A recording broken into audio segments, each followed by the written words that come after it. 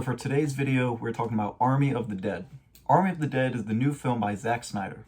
Before we go ahead and get started, don't forget to hit that subscribe button if this is your first time here.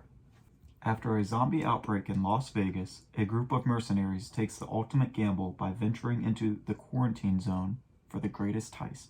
This is essentially a heist film inside of a zombie movie, and we first saw Zack Snyder already delve into the zombie genre years prior with Dawn of the Dead. Not only is there great action, the spectacle of it is huge. Netflix really put all their cards on the table for this movie and just told Zack to do whatever. I had no complaints with the CGI for a Netflix movie. I think that sometimes we get a little bit spoiled with what we saw with Thanos and stuff like that and where CGI has come.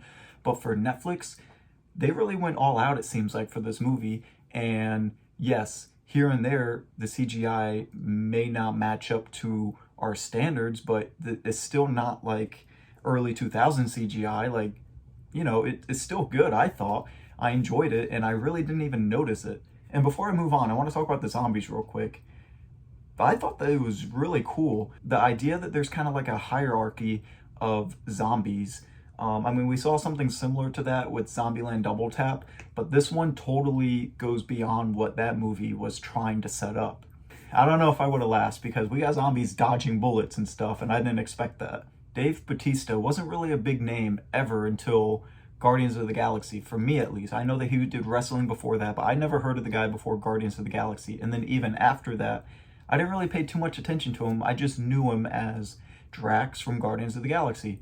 But over the last couple years, you know, he attempted to kind of be a leading man with Stuber. He was in, you know, Blade Runner, but not in a leading role. But for this movie, they put him in the lead as the main male character, and he worked. He was able to be a leader for that team, and I believed that he was their leader. I believed that he could carry this movie, and he did a really great job, I think. I think that with the right director, Dave Bautista can be a leading man. So probably my favorite part of the movie, and I watched this movie twice before doing this review, but both times I really enjoyed the beginning, the credits, where the zombies are in slow motion and attacking people when they're just doing their normal things, and you can kind of just see that chaos. And it's not just because of the zombie tits that are in it, it's all the other stuff going on in the background.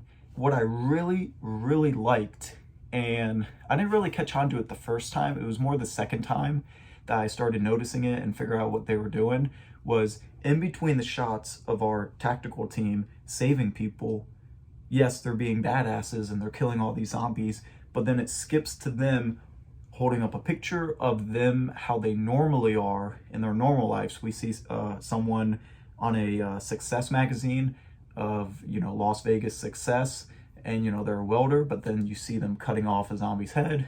Dave Bautista, you know, he's blasting zombies in the beginning, and then we see him as a family man, stuff like that. I didn't appreciate it as much the first time as I did the second time, but that's a small detail that I really did enjoy. It was different.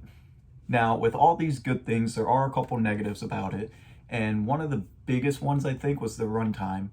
I did watch it twice. I wasted 5 hours of my life. Well, I didn't waste, but I spent 5 hours of my life watching this movie where it was just kind of long. It was just a tad too long.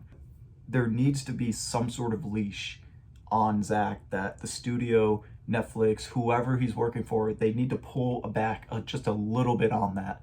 This movie clocked in at 2 hours and 28 minutes, and for a lot of people, that's going to scare them from watching this movie.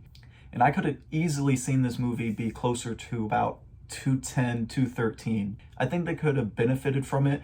I think it would have been tighter, and the pace would have been a little bit better, I think. Speaking of the pace, we have that action scene in the beginning, and then followed by the credits, which I already talked about me liking, but then after that, it drags a little bit until the meat of the story kicks in, where they actually go to Vegas. But once they're in there, you should be rooting for the humans and not the zombies.